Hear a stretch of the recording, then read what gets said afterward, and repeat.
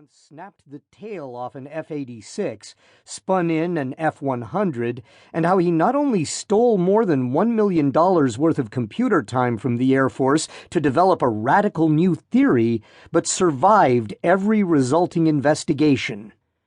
Chuck Spinney, a boyish Pentagon analyst who was like a son to Boyd, laughed so loud he could be heard all across the chapel. Even those in the congregation who barely knew Boyd wore broad grins when they heard how he was investigated a dozen times for leaking information to the press, and how his guerrilla tactics for successful leaking are still being used today. Boyd's career spanned the last half of the 20th century. He served in World War II, Korea, and Vietnam. His ideas greatly influenced the prosecution of the Gulf War in 1991. In the aftermath of the attack on the World Trade Center and the Pentagon, there were numerous media stories of fourth-generation warfare, a concept based on Boyd's work. And while Boyd's life was marked by a series of enormous accomplishments and lasting achievements, the thing that meant the most to him over the longest period of time was the simple title he had in the beginning. He was, first, last, and always, a fighter pilot. A loud-talking, cigar-smoking, bigger-than-life fighter pilot. There is no such thing as an ex-fighter pilot. Once a young man straps on a jet aircraft and climbs into the heavens to do battle, it sears his psyche forever. At some point he will hang up his flight suit. Eventually they all do, and in the autumn of his years his eyes may dim, and he may be stooped with age. But ask him about his life, and his eyes flash, and his back straightens, and his hands demonstrate aerial maneuvers, and every conversation begins with, "There I was at," and he is young again. He remembers the days when he sky-danced through the heavens, when he could press a button and summon the lightning and invoke the thunder, the days when he was a prince of the earth and a lord of the heavens. He remembers his glory days, and he is young again.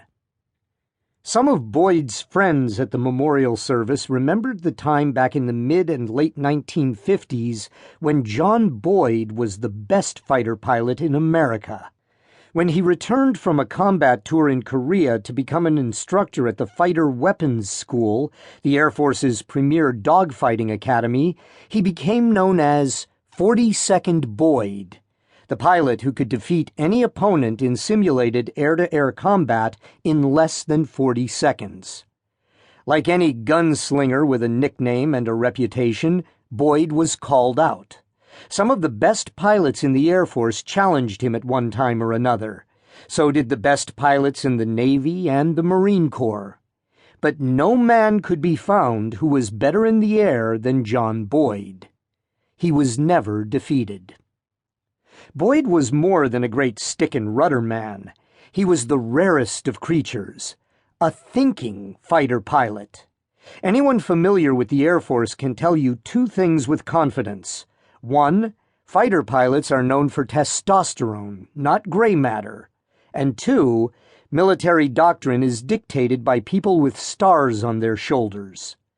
But in 1959, when he was just a young captain, John Boyd became the first man to codify the elusive and mysterious ways of air-to-air combat. He developed and wrote the Aerial Attack Study, a document that became official Air Force doctrine, the Bible of air combat, first in America, and then, when it was declassified, for air forces around the world. Put another way, while still a junior officer, John Boyd changed the way every Air Force in the world flies and fights. But creating a new standard for air-to-air combat was only the beginning of Boyd's intellectual contributions to the Air Force. Pierre Sprey told how in 1961 the Air Force sent Boyd back to college for another degree. Boyd chose the Georgia Institute of Technology, one of the toughest state engineering schools in America. Late one night, while studying for an exam in thermodynamics, Boyd went off on a riff about being a fighter pilot in Korea